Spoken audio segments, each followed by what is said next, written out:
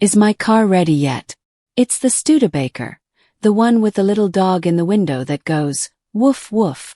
Carol Burnett made millions of people laugh every week for 11 years with her hit TV show.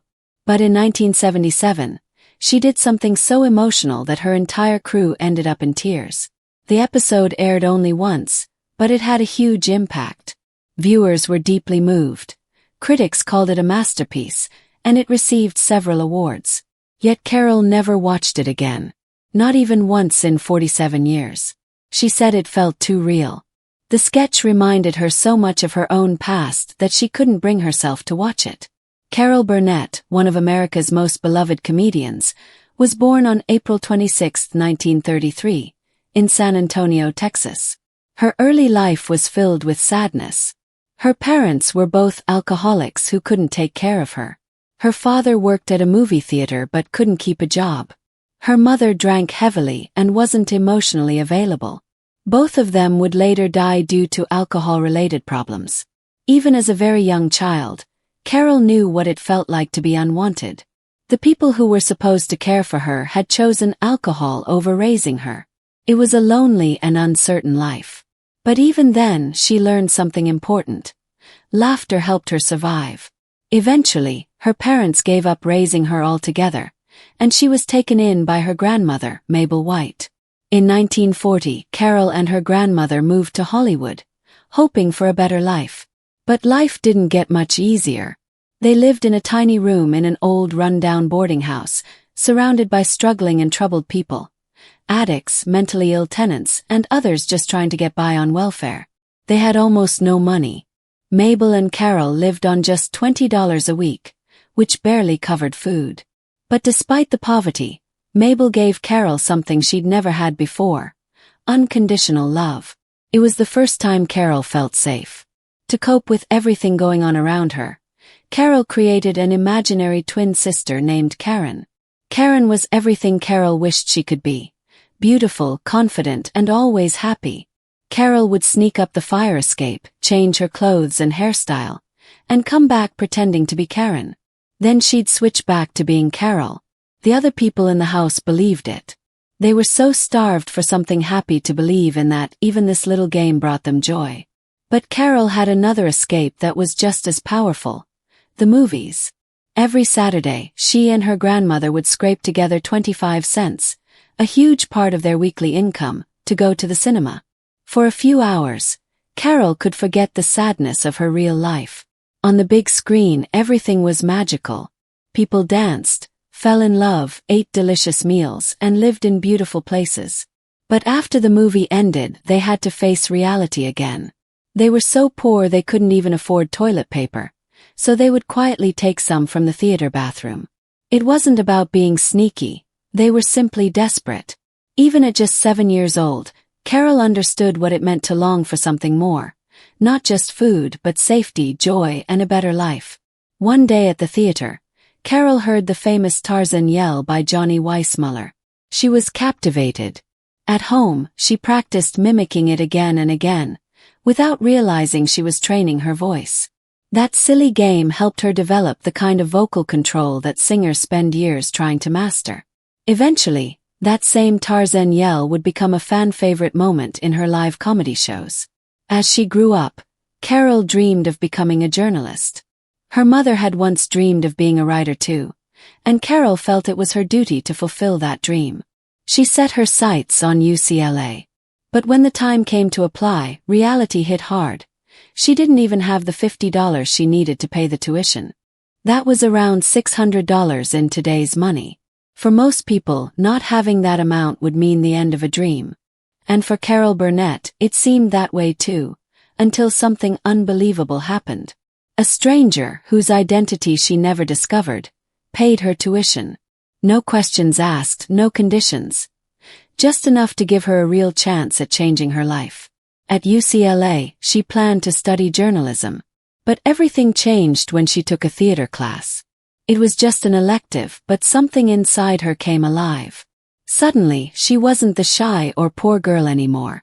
She felt confident, funny, and full of energy. Her teachers and classmates noticed immediately. She could sing, act, and make people laugh all at once. It didn't take long for her to realize that journalism wasn't her true calling.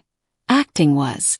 So she changed her major, even though it was a risky move. For the first time, she wasn't just surviving, she was truly dreaming. That decision paid off. After her first year, she was named UCLA's most promising newcomer in the theater department. That award was more than just a title. It told her she wasn't crazy for following her passion. It gave her the confidence to push harder and believe in herself. With that recognition came better roles, support from professors, and the beginning of something much bigger. In 1954, while still a college junior, Carol's life changed again, this time at a party in San Diego. She wasn't there for fun. She was sneaking food into her purse to take home to her grandmother. At that party, a well-dressed stranger approached her. He wasn't in the entertainment business. He was a wealthy shipbuilder from La Jolla. Carol shared that her dream was to go to New York and perform on Broadway, but she couldn't even afford to keep paying UCLA's $43 tuition. The man made her an unexpected offer. $1,000 each for her and her boyfriend, Don Soroyan, to chase their dream. There were only 3 conditions. They could never reveal his name, they had to use the money strictly for getting to New York, and if they ever made it, they had to help others in return. His wife would later say he had done this kind of thing before. For small businesses, students, and people chasing something bigger. Carol and Don took the $2,000, left UCLA behind, and set out for New York, even though Carol had never been further than Texas. She later said, "I didn't know enough to be scared." They checked into a hotel that cost $9 a night, too expensive for them, and the money began to run out fast. Carol even broke down while making a collect call home, thinking about quitting and going back. But just then, she heard a news report about a hurricane named Carol heading up the coast. She took it as a sign to stay strong. Soon after, she moved into the rehearsal club, a boarding house for young women in the performing arts. It wasn't fancy, just a cot in a room with 4 others, a single bathroom and 1 closet. But for Carol, it was heaven compared to what she left behind. She worked as a hat check girl at night to survive and spent her days auditioning. In March 1955, she and the other girls put on a show and invited producers and agents. Big stars like Marlene Dietrich attended, and it paid off. Her first big break came from a silly song about Secretary of State John Foster Dulles. It was a joke, but Carol performed it so well that audiences loved it. She was invited onto the Jack Paar Show and later the Ed Sullivan Show. On January 6, 1957, she performed live on Sullivan's stage. By the end of her performance, people were laughing uncontrollably. Later that year, she returned to the show and sang a parody of Puppy Love. That one song made her the talk of New York's comedy scene. For 5 years, Carol kept working non-stop. She appeared on The Paul Winchell Show in 1955 and had a role with Buddy Hackett in a show called Stanley. Though Stanley lasted only a year, it led to something big. In 1959, Carol starred in a musical called Once Upon a Mattress. It started as a tiny summer production but quickly moved to Broadway, thanks in large part to Carol's performance as the loud and awkward Princess Winifred. The show became a hit and earned her a Tony nomination. On June 22, 1959, exactly 5 years after getting that life-changing loan, Carol and Don paid back the full $2,000. The millionaire never replied. He stayed anonymous forever. By then, Carol was making $500 a week, which felt like winning the lottery. The show ran for 470 performances. But when Carol left the cast in 1960, the production quickly fell apart and closed. Her role had become impossible to replace. Next came The Gary Moore Show, where Carol's fame exploded. From 1959 to 1962, she went from rising star to TV powerhouse. She even won her first Emmy Award in 1962. One of her skits, a cleaning lady character, became unforgettable. But more importantly, she learned how to interact with live audiences, a skill that became a trademark on her future show. The experience helped launch other legends too, like Don Knotts and Jonathan Winters. In 1962, she was invited to perform at Carnegie Hall with Julie Andrews. CBS didn't want to approve the special. They thought Julie wasn't famous enough and Carol was already on TV weekly. But then a funny thing happened. After an event, two CBS executives saw Carol struggling to catch a taxi. She joked that maybe a truck driver would give her a lift instead. And to everyone's shock, a truck pulled over and offered her a ride. The executives took it as a sign and gave the special a green light. That show, Julie and Carol at Carnegie Hall, was a massive success. It won major awards, including an Emmy, and even produced a soundtrack that charted nationally. But nothing compared to what came next. On September 11, 1967, The Carol Burnett Show premiered, and it changed television history. For 11 straight years until March 29, 1978, the show reached 30 million viewers every week. That wasn't just a hit, it was a cultural event. Time magazine listed it among the 100 best TV shows of all time. TV Guide ranked it 17th. Variety placed it 23rd. The show wasn't just about comedy. It reshaped the entire format of variety television. It introduced live sketches in front of studio audiences, inspiring future shows like Saturday Night Live. Carol wasn't just the star, she was a trailblazer. At a time when TV was dominated by men, she proved that a woman could lead, create, and own the stage. The show remained a hit, no matter what day or time it aired. During its 11-year run, The Carol Burnett Show won 25 Primetime Emmy Awards.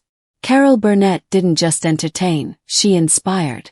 That's right, 25 Emmy Awards. And they weren't all for the same thing. The show won for writing, music, choreography, and of course for being the best variety series.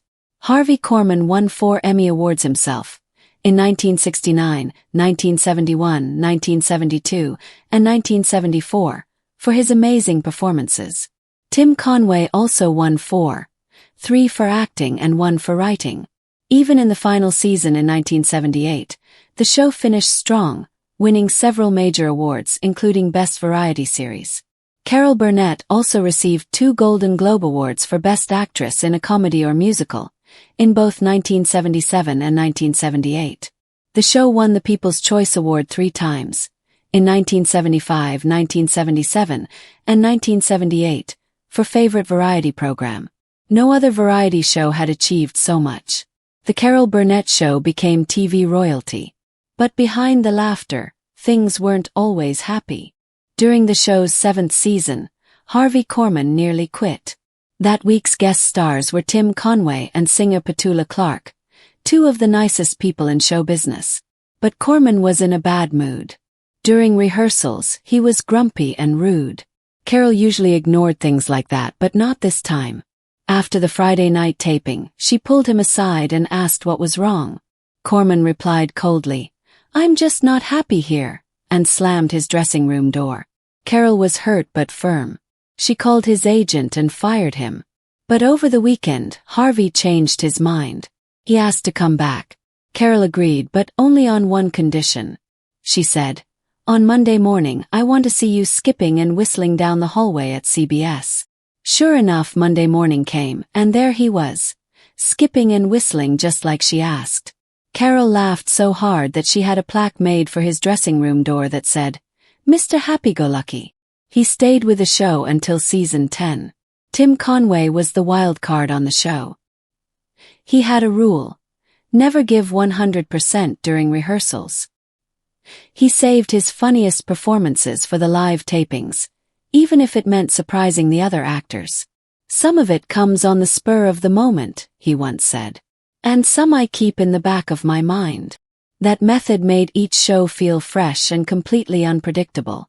Harvey Korman once said, "He never does anything the same way twice." One of the funniest and most unforgettable moments came during a sketch from The Family series. Tim told a crazy story about a circus elephant. Carol, Vicki Lawrence, and Dick Van Dyke tried to stay in character, but the story got more and more ridiculous. Eventually, even Vicki Lawrence couldn't hold it together. She hit back with a surprise line that made everyone burst out laughing, even Tim Conway. Moments like that were the heart of the show, real, raw, and totally unscripted. But not all scenes were funny.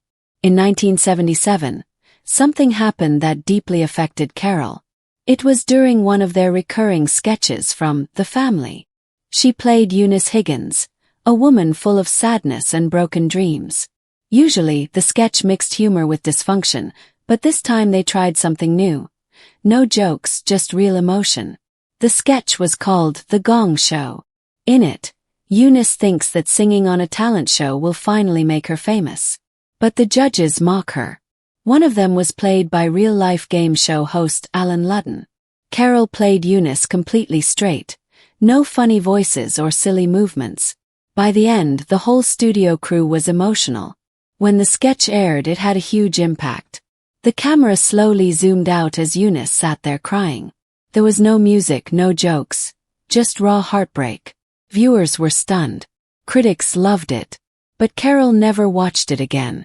In a 2010 interview, she said it felt too real. Eunice's pain was her pain. Carol had grown up poor and often felt like a failure. She knew what it felt like to dream big and get laughed at. That sketch brought those feelings back. Later, she told Harper's Bazaar, "I'm glad we did it. But that's not what our show was about. We were there to help people forget their troubles, not remind them." Still, that powerful sketch made a lasting impression. It inspired a TV movie in 1982 called Eunice and a spin-off sitcom, Mama's Family. Carol eventually left the sitcom because she didn't like the direction it took, but the original sketch remained unforgettable. Carol Burnett wasn't just a comedian. Behind the scenes, her life was full of struggles, heartbreak, and family challenges that could have crushed most people. Her first marriage was to Don Saroyan, whom she met in college. They were young, in love, and dreamed of making it big. But their love didn't last. Don's daughter from a previous relationship died, and he never fully recovered. Carol's career took off, but his didn't. They separated on Christmas Day in 1959 and divorced in 1962. Don struggled with depression and alcoholism until his death in 1990 at age 62. Carol later married Joe Hamilton, a successful TV producer with 8 children from a previous marriage. They got married in 1963 and had 3 daughters together, Carrie, Jody, and Erin. They also suffered a miscarriage in 1965. Joe produced many of Carol's biggest shows and won 5 Emmy Awards. But even with career success, their personal life was hard. In 1976, the National Enquirer published a false story claiming Carol was drunk at a restaurant near Henry Kissinger. It hurt her deeply, not only because it wasn't true, but because she had spent years speaking out against the pain caused by alcoholism. Carol Burnett has had a life full of laughter, success, heartbreak, and strength. Her show, The Carol Burnett Show, was one of the most beloved TV programs ever.